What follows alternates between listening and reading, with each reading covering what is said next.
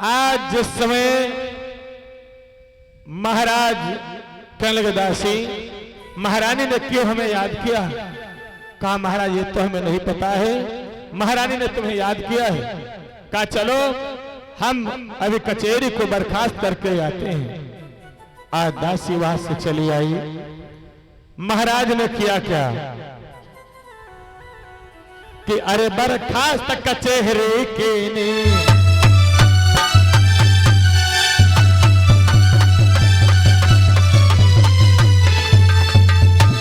अरे बर्खास्त कचहरी की ने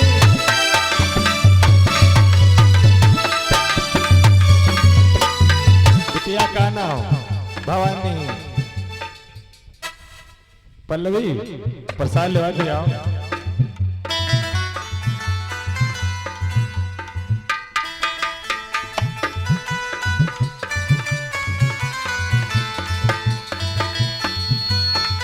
और छोटी बिटिया पल्लवी जी के द्वारा के सुधराव का दान सरस्वती मैया ज्ञान में देते रहे, मंगलमती कामना करते धर्म के कार्यों में आगे बहुत बढ़ते रहे। कि अरे बर्खास्त कचहरी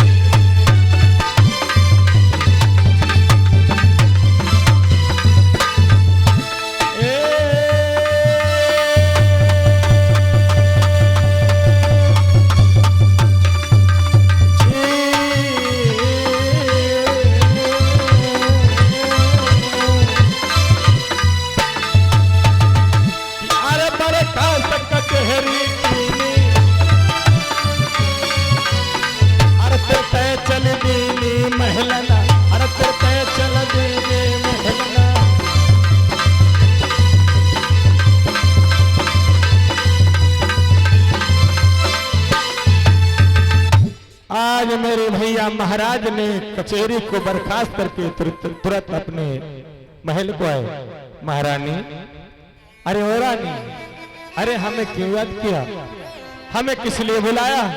स्वामी अरे तुम्हें नहीं पता है ना? अरे तुम्हें मालूम क्या होगा, तुम तो कचहरी में व्यस्त रहते हो हर समय, तुम्हें क्या मालूम होगा? क्या हुआ महारानी? अरे तुम्हें नहीं मालूम कि तुम्हारी बिटिया शादी की योग्य हो गई? का शादी की होगी? कहा इसके लिए सुंदर वर की तलाश की जाए, आपने कभी सोचा है? कहा आपने कभी सोचा है? कहा रानी मैं आपके कहने के बावजूद मैं पहले से सोच चुका हूं कि अपनी बिटिया की शादी विवाह कहीं ना कहीं कर दिया जाए। लेकिन महारानी एक बात कहना चाहता हूं। कौन सी? का सुंदर बिटिया है, सुंदर वर, सुंदर बिटिया के लिए सुंदर वर होना जरूरी है। और जहां भी मैं देखता हूं अगर सुंदर वर है तो घर नहीं है, अगर घर है तो सुंदर वर नहीं है। और सुंदर बिटिया के लिए सुंदर वर होना जरूरी है। इस कलयुग में कुछ लोग धन दौलत पर कर देते हैं, देखते नहीं है। लड़का कर बोनट नहीं देखते, ऐसा ट्रैक्टर खड़ा समझ लो शादी कई दिन बिटिया की। अब बिटिया दुखिया क्या करे, ना पार करे क्या करे हैं? दिखावत कहानी सब पिलाट हमारा यही फंस गए। देखो जब फंस गए तो क्या करी हो? महाराज कहते हैं ऐसा करो, हम अपनी बिटिया से स्वयं कह दे कि बिटिया अपना वर तुम स्वयं चुन लो। कहा पिताजी तुम क्या करो? हाँ बेटी जाओ सखियों को साथ में ले लो और जाकर के तुम अपने वर की तलाश स्वयं करो। आज महाराज अश्वपति ने अपनी बिटिया सावित्री को आदेश दिया। बिटिया सावित्री जो रथ पर सवार होकर के चल देती है वर की तलाश करने के लिए। वर की तलाश करने के लिए जब चली है तो जाकर के घनघोर जंगल के बीच में पहुंच गई। जब घनघोर जंगल के बीच में पहुंच गई तो उसने देखा क्या? वही जो सत्यवान था उसी जंगल के बीच में पेड़ के ऊपर चढ़ा था, उन लकड़ियों को काट काट करके नीचे गिरा रहा था। सावित्री की जैसे नजर उस लड़के पर पड़ी